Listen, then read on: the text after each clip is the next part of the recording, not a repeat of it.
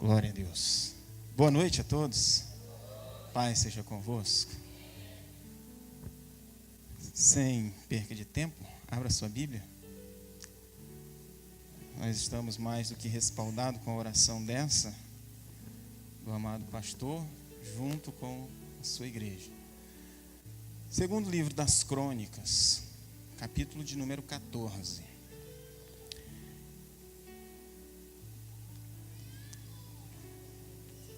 Está aqui conosco a minha esposa. Posso deixar de apresentar essa mulher bela. É a nossa filha mais velha, a Juliana. Prontos? Segundo livro das Crônicas, capítulo de número 14.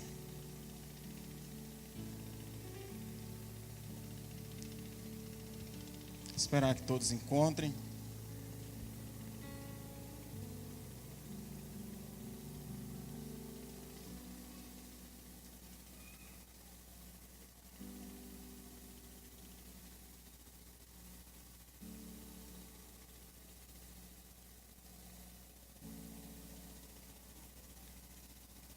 Todos encontraram?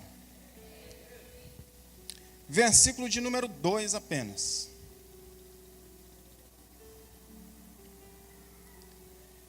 Asa fez o que era bom e direito, e assim agradou ao Senhor seu Deus.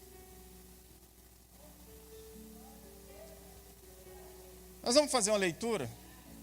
Isso não é distorcer, mas é trazer o texto para vivermos. Amém? No lugar do Asa, você vai falar o seu nome. Você tem agradado a Deus? Amém? Então isso cabe a você e cabe a mim também. Amém? Amém, gente? Amém. Glória a Deus. Eu vou ler o meu nome, é claro, e vocês vão ler o de vocês. Júlio fez o que era bom e direito, e assim agradou ao Senhor seu Deus. Tome seu assento, em nome de Jesus. O pastor já me apresentou. Estamos trabalhando ali na IAQ Alto Alegre, e eu posso ver que não é só lá que tem povo bonito, né? Satisfação, pastora Isana, estar aqui com vocês. Queridos, o tema proposto é restauração familiar. A Bíblia diz: conhecereis a verdade e ela vos libertará. É por meio da verdade que toda transformação acontece na vida de um indivíduo que chega a Jesus, que vai aos pés de Jesus com o desejo de ser transformado, de ser mudado. É através do conhecimento da palavra. É através do conhecimento daquele que nos criou, de relacionamento com Ele. E é claro, o que nós lemos aqui é um pequeno relato da vida de um rei que trabalhou muito bem pela vida do seu povo. E a Bíblia está nos informando que ele agradou a Deus. Então a Bíblia, ela vai dizer que ele fez coisas excelentes, que trouxeram benefício para o seu povo. Mas pastor, o que isso tem a ver com restauração familiar? Aí eu vou te explicar.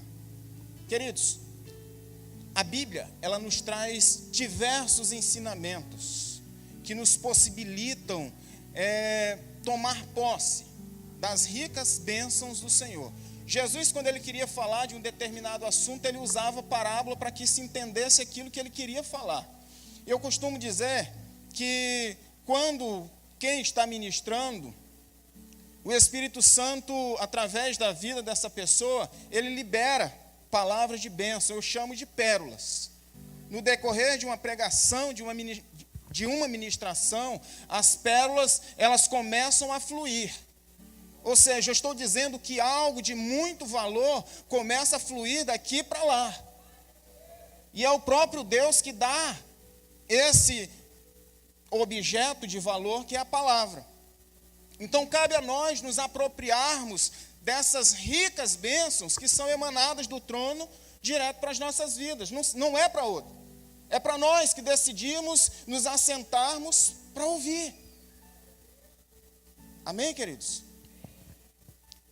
Então é possível que em diversas narrativas das Escrituras, cada um de nós venhamos nos identificar com as narrativas. Ela pode não estar falando nitidamente sobre restauração familiar, mas vai estar falando sobre restauração de uma forma mais direta. Então, para começar, eu quero dizer que o reinado de Asa foi um reinado muito importante para Judá. O reino já estava dividido. Então ele estava encarregado de uma missão muito difícil. O povo estava entregue à adoração a ídolos. Então você imagina que se Deus não é o centro da vida de uma comunidade, se Deus não é o centro da vida de uma família, essa família ela está desestruturada. Logo eu entendo que todas as dificuldades em um relacionamento conjugal, familiar, quando se enfrenta a ele e que se entende, eu preciso colocar Deus no meu relacionamento, eu preciso colocar Deus no meu casamento, na vida da minha família, para que essas dificuldades a gente possa atravessar com maestria. As dificuldades, elas nunca irão deixar de existir na vida de qualquer um ser humano, seja ele crente ou não. Então, o rei Asa, ele começou dando uma ordem. Ele declarou que o povo colocasse Deus como centro da sua vida. Porque era necessário haver restauração na vida do povo. Famílias que estavam desacreditadas, que buscavam ídolos como suporte para a sua vida, para a sua fé. E podia até dar certo, até determinado momento. Mas depois desandava. Porque é assim a vida, queridos. Lá fora a gente entende muito bem que o mundo ele oferece diversas coisas. E no começo pode ir até tudo muito bem.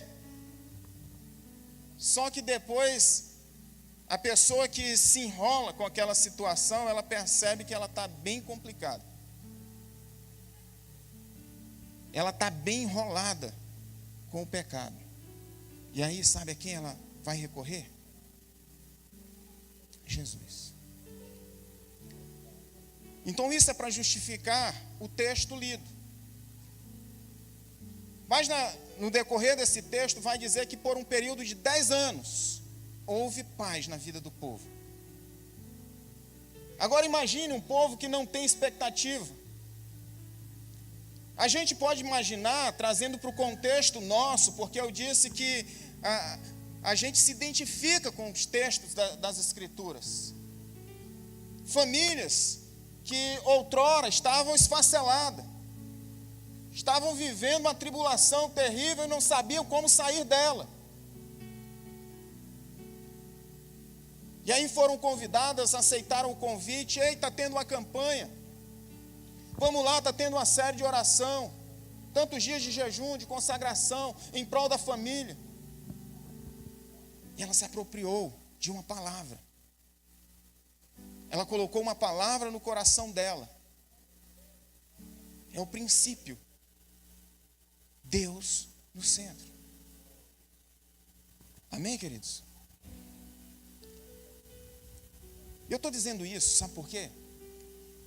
Porque no decorrer das nossas vidas, nós tomamos decisões cujos resultados, eles irão nos acompanhar por um curto ou longo espaço de tempo. assim. Seja decisão que vá prejudicar ou decisão que vá beneficiar. O resultado dessa decisão, ele vai nos acompanhar por um curto ou longo espaço de tempo. Está dando para entender, queridos? Amém, gente?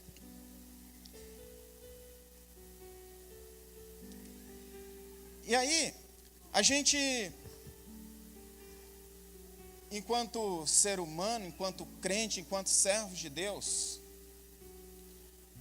nós temos sonhos, né? A gente pensa na realização desses sonhos.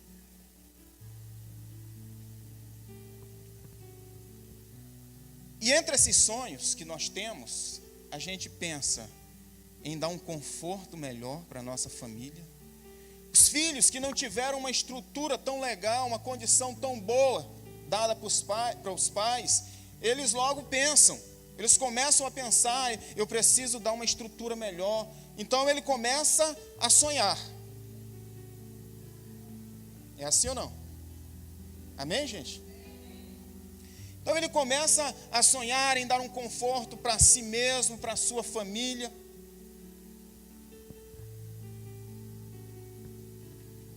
E o processo de caminhada acontecendo, onde Deus precisa ser o centro para que esses sonhos, eles cheguem a ser realizados.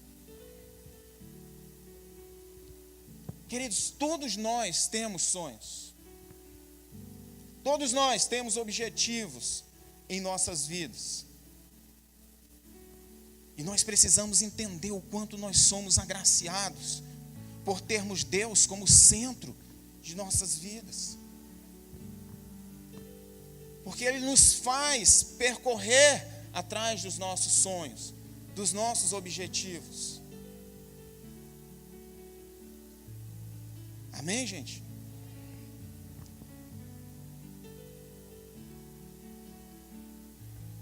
Construir. A gente não pode falar de reconstrução familiar sem antes falar de construção. Não podemos. E essa construção, amada igreja, ela faz parte desse sonho do qual estou falando.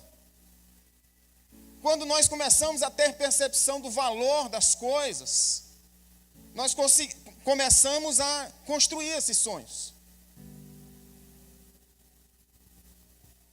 Queremos construir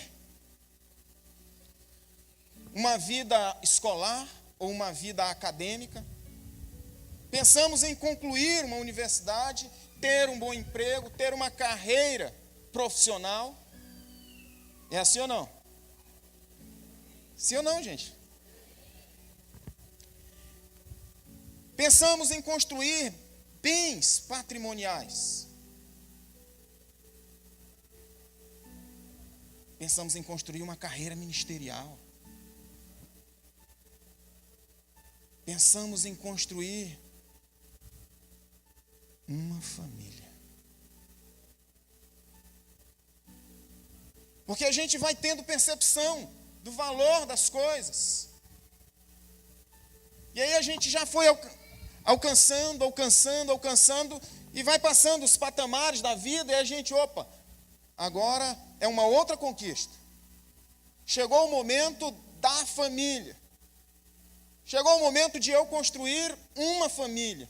E aí, para você que é jovem, eu não posso deixar de dizer a você que tudo tem o seu tempo. Não queira atropelar o tempo de Deus para a sua vida.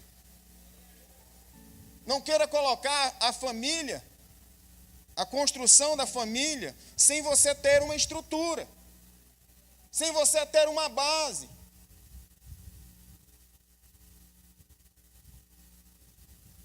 Amém, gente?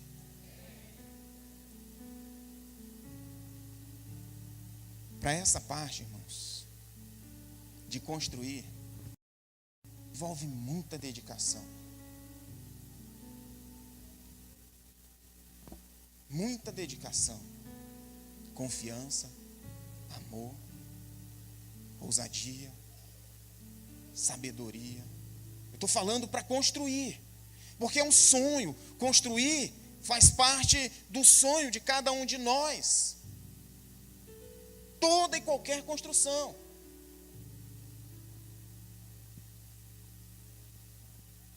Está dando para entender, queridos?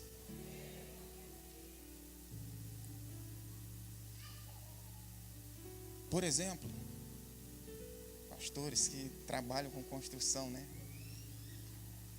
Tem que ter dedicação. E aí, às vezes o pastor está dentro, direto do negócio, porque tem que ter dedicação. Ele quer ver andar porque faz parte do sonho. Eu imagino o tanto de sonho que se tem no coração desse casal de pastores, da mesma forma que tem no meu lá em Alto Alegre, com relação à igreja, com relação a vocês, porque não é tão somente ver as paredes levantadas, é ver cada um de vocês realizando os vossos sonhos, seja na carreira ministerial, seja na carreira profissional, na acadêmica, seja em qualquer uma que for. Porque qualquer um dos adolescentes que, quando chegar no nível de faculdade, que chegarem, pastor Isana, pastor Elcio, passei no vestibular. Pensa numa alegria grande. A pastora tem convivido praticamente, né, tem topado com a minha filha Juliana nos corredores lá da UE, né? Esses dias ela disse: eu trabalho aqui, pastor. Mas a cada ano, pastora, é uma vibração, uma alegria, quando os nossos jovens chegam com esse resultado. Ao mesmo tempo, o coração fica partido, porque eles precisam vir para Boa Vista. Mas a principal coisa, queridos, que eu quero deixar, que a gente não pode esquecer, é que Deus precisa ser o centro. Nós, aqui trabalho em células, né? Então eu posso falar acerca do assunto. Então chegou um período em que os nossos adolescentes que passaram na universidade, na faculdade, eles disseram: pastor, eu quero ir para a igreja que tem a nossa cara de células. Eu fiquei, meu Deus, que agora? E aí indicavam um lugar, para alguns ficava longe. E aí o fato é que alguns desses adolescentes chegaram comigo e disseram: pastor, eu conversei com a minha mãe e ela quer abrir uma célula lá na nossa casa. Aí eu falei: meu Deus do céu. E aí a gente teve que abrir. E essa nossa célula, ela vai ser multiplicada.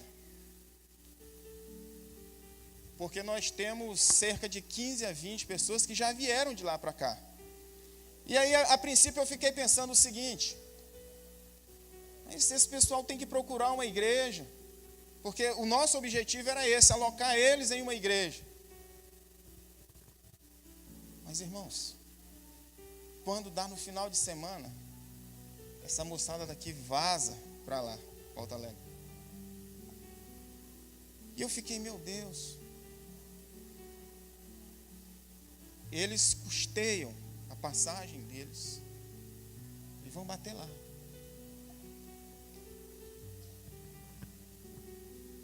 Deus no centro, apesar das suas conquistas. Quando o seu sonho começa a ser realizado, é momento de continuar louvando o Senhor.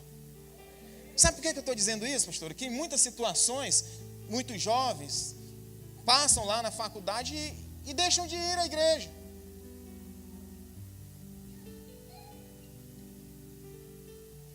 Isso faz parte da sua estrutura que você sonhou em construir.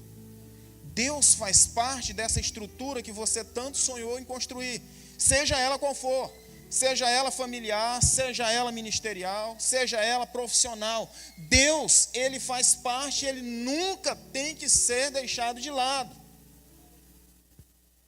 Vamos voltar para o Asa. Então Asa, ele foi reconstruindo muitas coisas em Judá. Chegou o momento em que um exército com cerca de 1 milhão, capítulo 14 ainda de Crônicas, cerca de 1 milhão de soldados, com cerca de 300 mil carros, foram contra Asa. E Asa tinha um exército de 300 mil, aproximadamente, de Judá, com mais 300 mil de Efraim, que eram as duas tribos que faziam parte do reino, de um dos reinos, né? Então, amados, Asa se viu em uma situação em que ele recorreu ao Senhor. Ele foi diante de Deus e orou, e disse: Senhor, o Senhor é o Deus dos fracos, que socorre os fracos. Olha a posição dele enquanto rei diante de Deus.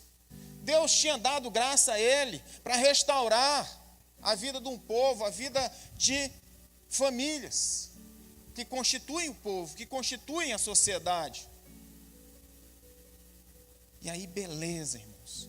Deus levanta o profeta e fala através do profeta: olha, enquanto vocês buscarem a Deus, o Senhor será com vocês. E ele continua fazendo as reformas, reconstruindo o reinado, reconstruindo famílias.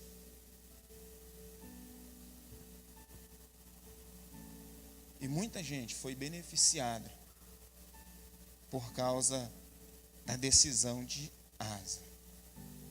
Eu quero que você abra 2 Crônicas,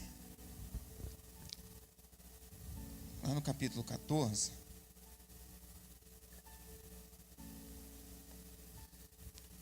versículos 7 e 10.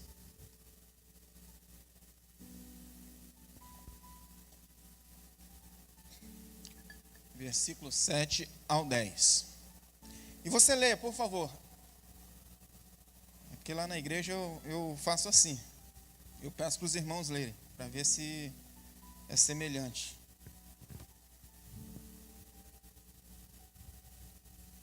(14) versículo 7 e versículo 10.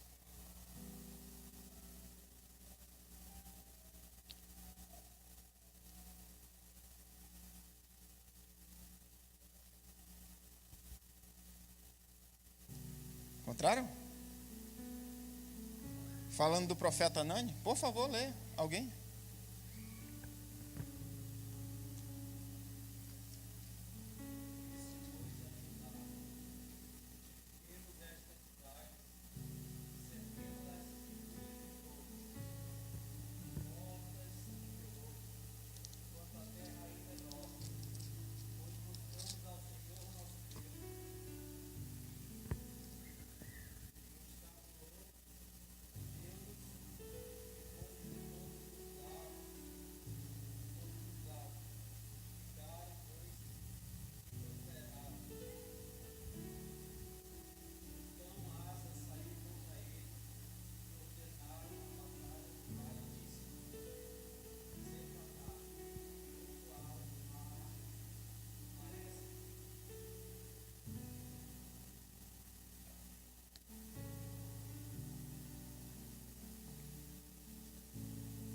Deixa eu ler aqui.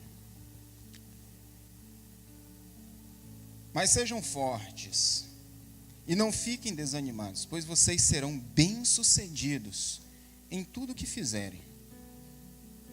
Asa ouviu essa mensagem, isto é, a profecia de Azarias, filho de Oded, e ficou cheio de coragem.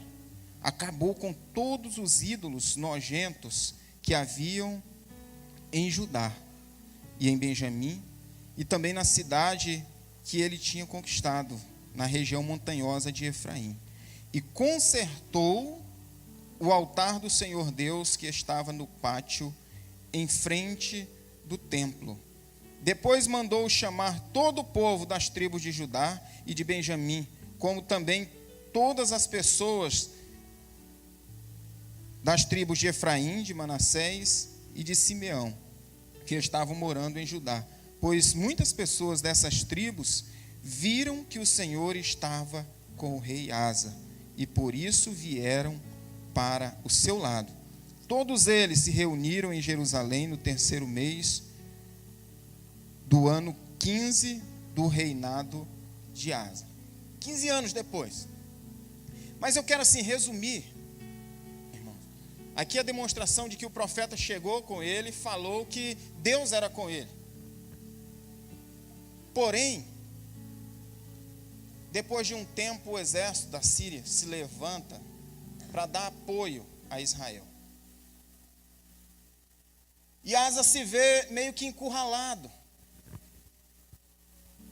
E ele decide fazer uma aliança com o rei da Síria. Amados, ele entrega os tesouros do templo a esse rei. Ou seja, aquilo que era do templo, ele entregou para uma outra nação. Ele fez uma aliança com quem não deveria. Ou seja, os projetos dele estavam indo muito bem. Talvez ele tivesse muitos sonhos no seu coração. Sonhos pessoais e sonhos coletivos, assim como nós. Temos sonhos pessoais e sonhos coletivos.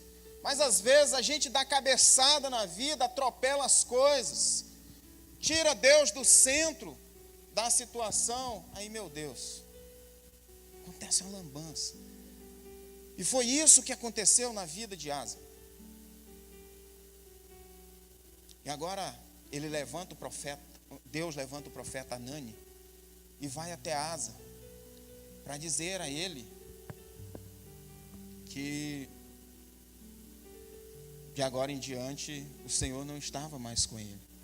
E ele traz até a lembrança dele. Ele diz: olha, lembra de como você derrotou o exército tal, aquele exército de milhão de pessoas, de soldados. Ele traz a lembrança, sabe? Contextualizando, irmãos, seria a mesma coisa da gente dizer assim: éramos felizes e não sabíamos. Pessoas que têm uma boa família, que lutaram, que sonharam em ter uma família abençoada. E quando tem, tira Deus do centro.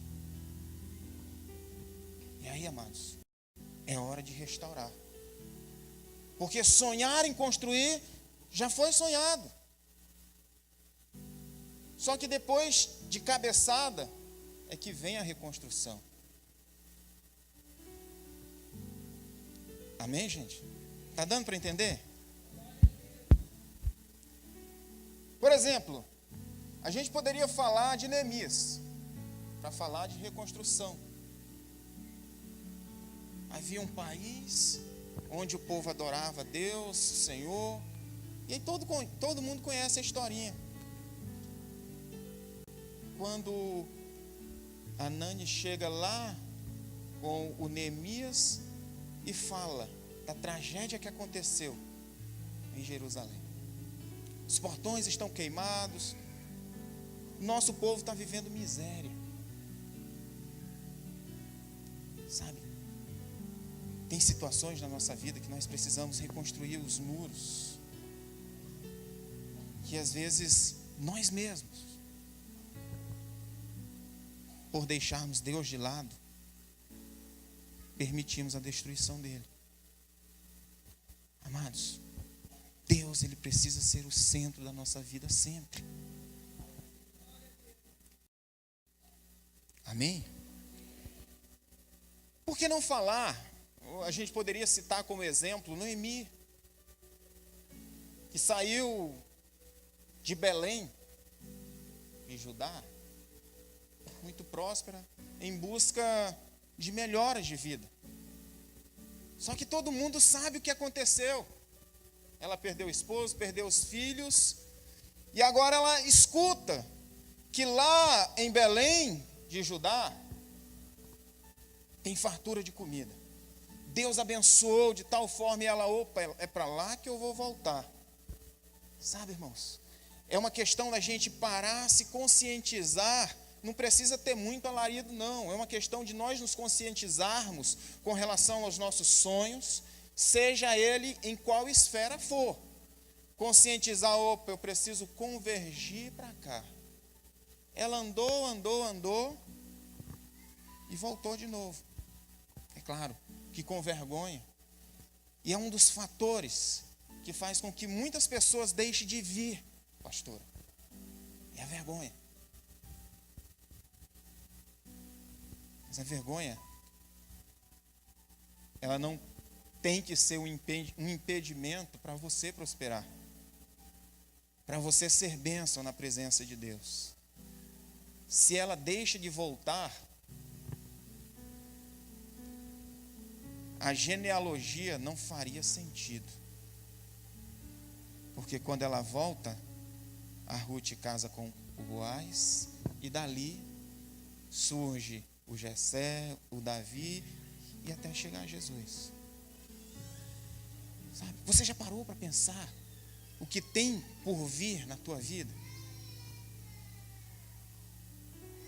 Seja na construção ou na reconstrução. Existem pessoas que ainda estão construindo, e oxalá que você continue construindo com sabedoria, não dê cabeçada, mas se der cabeçada, errar é humano. Pare e continue. Amém, gente? Precisamos ter confiança em Deus. Você pode dizer para o irmão que está do lado? Precisamos ter confiança em Deus. Foi isso que Asa fez. Ele confiou em Deus. Irmãos, ele é o primeiro a dizer: ei, entregue o caminho de vocês ao Senhor. Deixe os postes ídolos. Vivam uma vida íntegra para o Senhor. Confiem nele. Confiar em Deus é entregar os caminhos a Ele.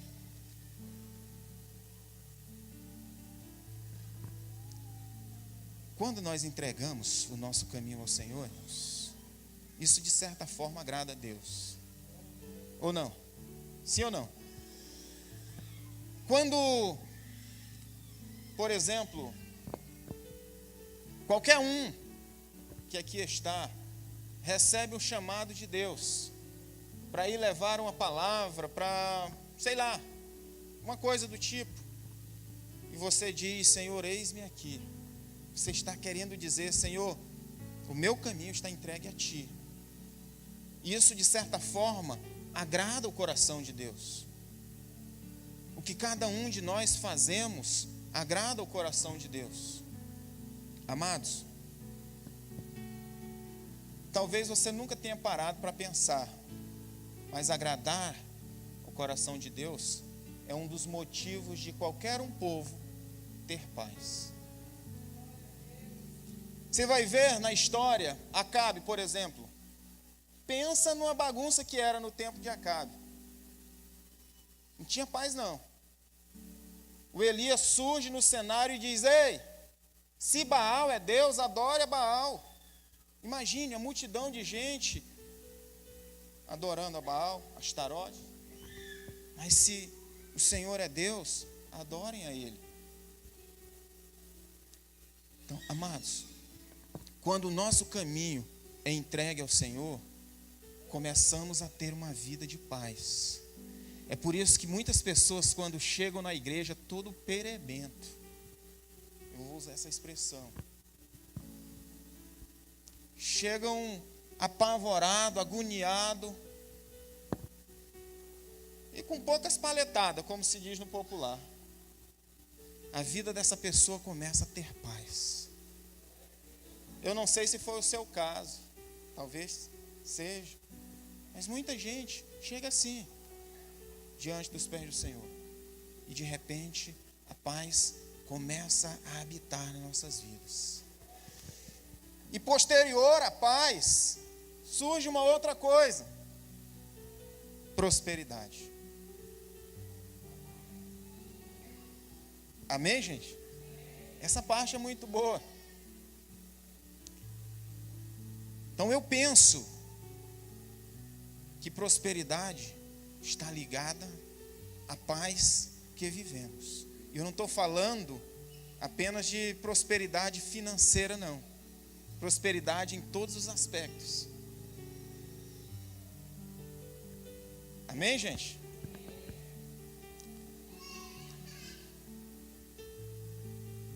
Mas falando de prosperidade financeira, aí a gente vê que esse é um dos motivos pelo qual o homem sonhador, o homem que tem propósitos, projetos, acabam deixando Deus de lado.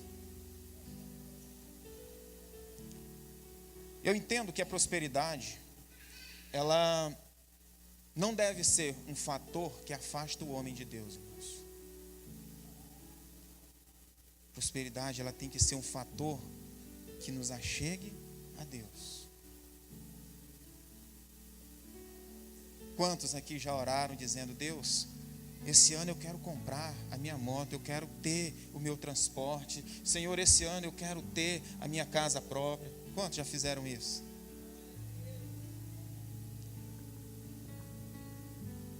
Sabe por quê, queridos? Porque Deus é o centro da sua vida. Só que quando isso acontecer, não esqueça que prosperidade não deve ser o fator que vai te afastar de Deus. Porque é assim que acontecem as reformas, irmãos. A pessoa tem um casamento abençoado, lutou por aquilo, e aí de repente faz o que não era para fazer. Daqui a pouco precisa reconstruir a vida. Sabe, eu não sei se você precisa reconstruir, se precisa construir. Essa semana eu atendi pelo menos duas situações onde pessoas estavam vivendo isso. Depois de tantos e tantos anos. Cadê a dedicação? Ela precisa continuar, irmãos. Cadê o amor? Precisa continuar. O respeito, a fidelidade, precisa continuar. Amém, gente? Deus, Ele só vai nos dar paz quando o nosso caminho for de paz. Enquanto a gente não disser para Ele: Deus, o meu caminho é Teu. Eu entrego a minha vida a Ti, eu entrego o meu caminho a Ti. Nada feito, irmãos. E não adianta querer barganhar com o Senhor. A ideia é entregar de fato o caminho a Ele. Amém? Você pode se colocar de pé em nome de Jesus? E eu quero concluir com você de pé, dizendo o seguinte: Deus, Ele quer se manifestar, irmãos. Seja para construir ou para reconstruir. E eu falei de construir e reconstruir, o pastor propôs reconstrução familiar. A gente vê o sucesso na vida de Asa, no processo de reconstrução de Judá. Deus, Ele sempre quis agir. Deus está sempre disposto a agir em nosso favor, irmãos. O que falta é nós dizermos: Senhor, vai nessa causa comigo. Amém, gente? Você pode curvar a tua cabeça?